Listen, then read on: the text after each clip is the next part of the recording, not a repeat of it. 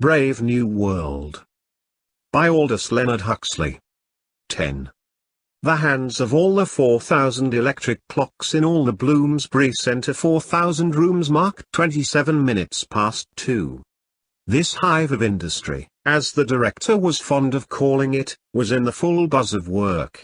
Everyone was busy, everything in ordered motion. Under the microscopes, their long tails furiously lashing, spermatozoa were burrowing headfirst into eggs, and, fertilized, the eggs were expanding, dividing, or if Bokanovskified, budding and breaking up into whole populations of separate embryos. From the social predestination room the escalators went rumbling down into the basement, and there, in the crimson darkness, staying warm on their cushion of peritoneum and gorged with blood surrogate and hormones, the fetuses grew and grew or, poisoned, languished into a stunted epsilonhood. With a faint hum and rattle the moving racks crawled imperceptibly through the weeks and the recapitulated eons to where, in the decanting room, the newly unbottled babes uttered their first yell of horror and amazement. The dynamos purred in the sub-basement, the lifts rushed up and down. On all the 11 floors of nurseries it was feeding time. From 1,800 bottles 1,800 carefully labeled infants were simultaneously sucking down their pint of pasteurized external secretion. Above them, in 10 successive layers of dormitory, the little boys and girls who were still young enough to need an afternoon sleep were as busy as everyone else, though they did not know it, listening unconsciously to hypnopedic lessons in hygiene and sociability, in class consciousness and the toddler's love life. Above these again were the playrooms where, the weather having turned to rain, 900 older children were amusing themselves with bricks and clay modeling, hunt the zipper, and erotic play. Buzz, buzz. The hive was humming, busily, joyfully. Blithe was the singing of the young girls over their test tubes, the predestinators whistled as they worked, and in the decanting room what glorious jokes were cracked above the empty bottles. But the director's face, as he entered the fertilizing room with Henry Foster, was grave, wooden with severity. A public example, he was saying. In this room, because it contains more high-caste workers than any other in the center. I have told him to meet me here at 2:30. He does his work very well, put in Henry, with hypocritical generosity. I know. But that's all the more reason for severity. His intellectual eminence carries with it corresponding moral responsibilities. The greater a man's talents, the greater his power to lead astray. It is better that one should suffer than that many should be corrupted. Consider the matter dispassionately, Mr. Foster, and you will see that no offense is so heinous as unorthodoxy of behavior. Murder kills only the individual and, after all, what is an individual? With a sweeping gesture he indicated the rows of microscopes, the test tubes, the incubators. We can make a new one with the greatest ease as many as we like. Unorthodoxy threatens more than the life of a mere individual. It strikes at society itself. Yes, at society itself, he repeated. Ah, but here he comes. Bernard had entered the room and was advancing between the rows of fertilizers towards them. A veneer of jaunty self-confidence thinly concealed his nervousness. The voice in which he said, "Good morning, Director," was absurdly too loud. That in which, correcting his mistake, he said, "You asked me to come and speak to you here," ridiculously soft, a squeak. "Yes, Mr. Marx," said the director portentously. "I did ask you to come to me here. You returned from your holiday last night, I understand." "Yes," Bernard answered. "Yes," repeated the director, lingering, a serpent, on the S. Then, suddenly raising his voice, "Ladies and gentlemen," he trumpeted, "ladies and gentlemen." The singing of the girls over their test tubes, the preoccupied whistling of the microscopists, suddenly ceased. There was a profound silence, everyone looked round. "Ladies and gentlemen," the director repeated once more, "excuse me for thus interrupting your labors. A painful duty constrains me. The security and stability of society are in danger. Yes, in danger, ladies and gentlemen.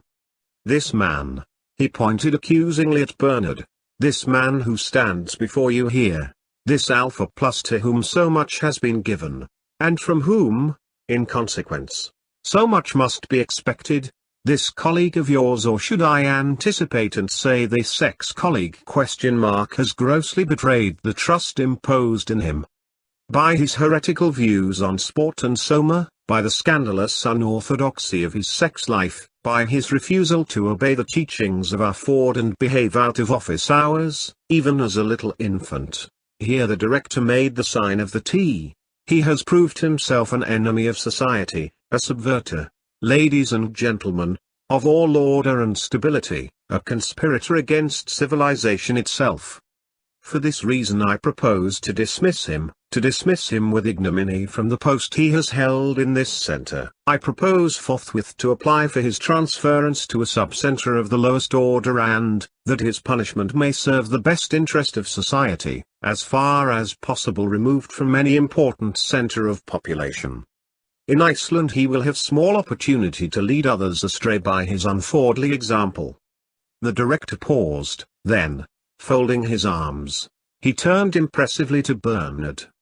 Marx, he said, can you show any reason why I should not now execute the judgment passed upon you? Yes, I can, Bernard answered in a very loud voice. Somewhat taken aback, but still majestically. Then show it, said the director. Certainly. But it's in the passage. One moment. Bernard hurried to the door and threw it open. Come in, he commanded, and the reason came in and showed itself. There was a gasp, a murmur of astonishment and horror. A young girl screamed. Standing on a chair to get a better view, someone upset 2 test tubes full of spermatozoa.